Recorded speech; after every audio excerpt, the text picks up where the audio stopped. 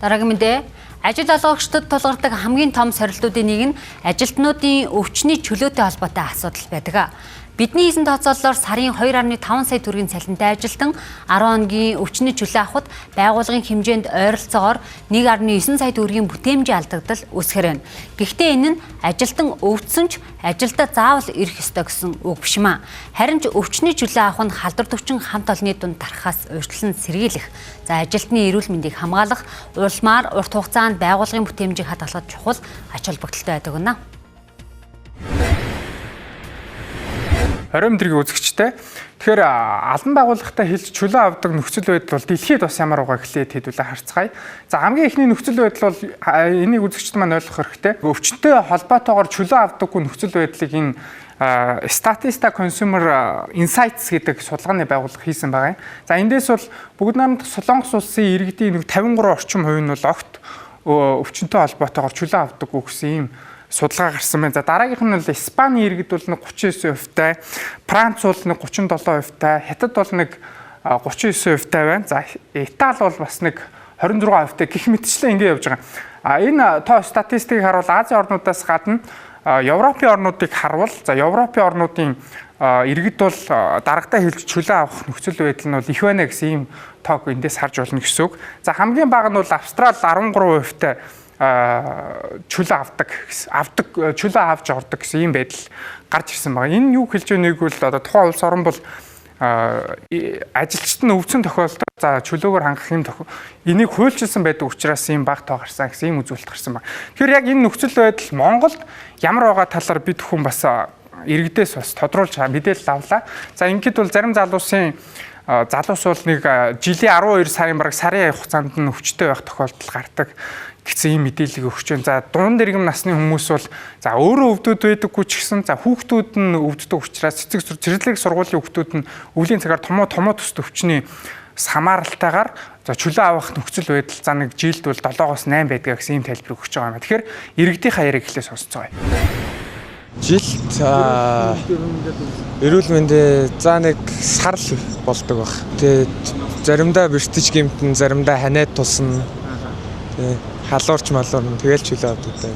Ер нь өвөл ихэвчлэн өвддөг болохоор жилд ер нь 7-8 удаа чөлөө авдаг эрүүл мэндийн шалтгаанаар. Хүүхдүүд өвдснөөс олж чөлөө авах тохиолдол олон байдаг. За ер нь жилд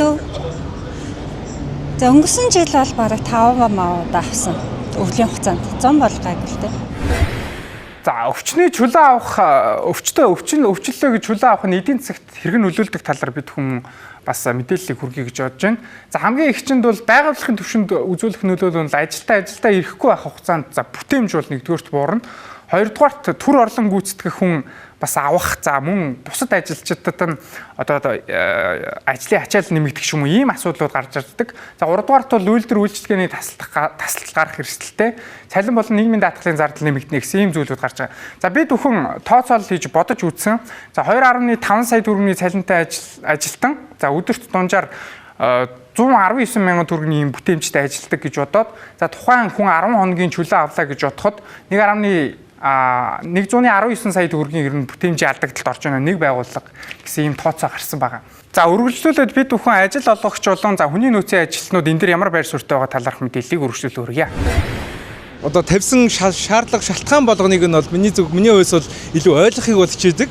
Тиймдээс манайхан ер нь нэг худлаа ярьдаг юм дөө. Тэгээд миний жоохон хоолой жоохон өвдөд наа. Тэгээ өнөөдөр ер нь босгож жоохон хэцүү байна ч юм уу те. Тэгэх юм бол за чи тэгвэл нэг тал өдрийн ч юм уу гэрээсээ ажиллаад үлсийн ингэх боломжтой ч гих мэтчлэн илүү уян хатан нөхцлөөр ханддаг учраас дийлэнх шалтгаан нь айгүй үнэн байдаг. Тэгээд ханиадтай холбоотой ер нь бол ханиад томоотой бол холбоотой бол нэлээд их чөлөө бол сүүлийн үед бол анзаарчихсан. Нэг талаараа харахад тухайн өдрийн ганцхан өдрийн ажлын бүтээмжийн асуудал хэдий ч нөгөө талаараа гэх юм бол тухайн ажилтаа ажил дээр одоо магадгүй халуурж байгаа бол магадгүй ханиадтай хэцүү байгаа бол тийм ээ ажлын бүтээмжинд тэрийгэ дагаад 2-3 өдөр дараалал ч юм уу магадгүй тухайн 7 хоног тэр чигтээ ийм хэцүү байх магадaltaй учраас нэг өдөр бие сайн тоглоод гэртээ байгаас л гэж хардаг та илүү одоо бид зөвхөн эндээ хичээгээд байх биш ер нь бүх байгууллага маань ажилчдынхаа эрүүл мэндэд үнэхээр анхаараасаа гэж хүсэж байна.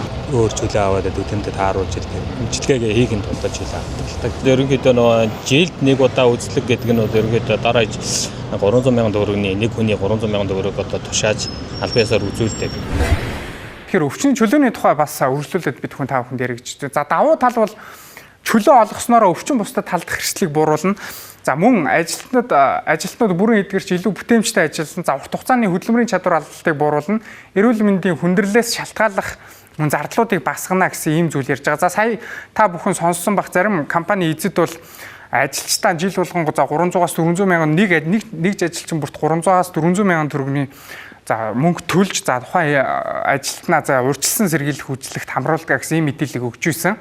За мөн одоо бид бүхэн цаашлага үргэлжлүүлээд тооцоож үзэхэд за томоотой хүн ажилдаа ирж 4 хамтрагчтай халдвар тараавал нийт 25-аас 30 ажлын өдөр алдагдах юм эрсдэлтэй байдаг гэсэн ийм бас тооцоо судалгаануудыг гаргалаа. Өвчний чөлөөнд богино хугацаанд зардал үүсгэдэг ч урт хугацаанд ажиллах хүчний эрүүл мэнд бүтээмжийг хамгаалдаг. Тийм учраас байгууллагууд за улс орон маань энэ дээр илүү анхаарч өгвөл өөх хэрэгтэй гэсэн ийм зүйл гарч иж байгаа.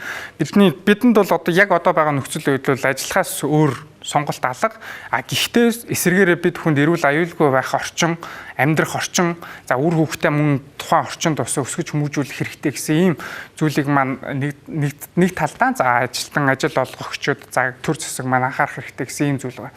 За эдийн засагчд бас мөн ярьсан. За өвчний чөлөөг зардал бас хүний капиталд хийж хөрөнгө оруулалт гэж үздэг байгаараа гэдэг ийм зүйлийг ярьж байсан.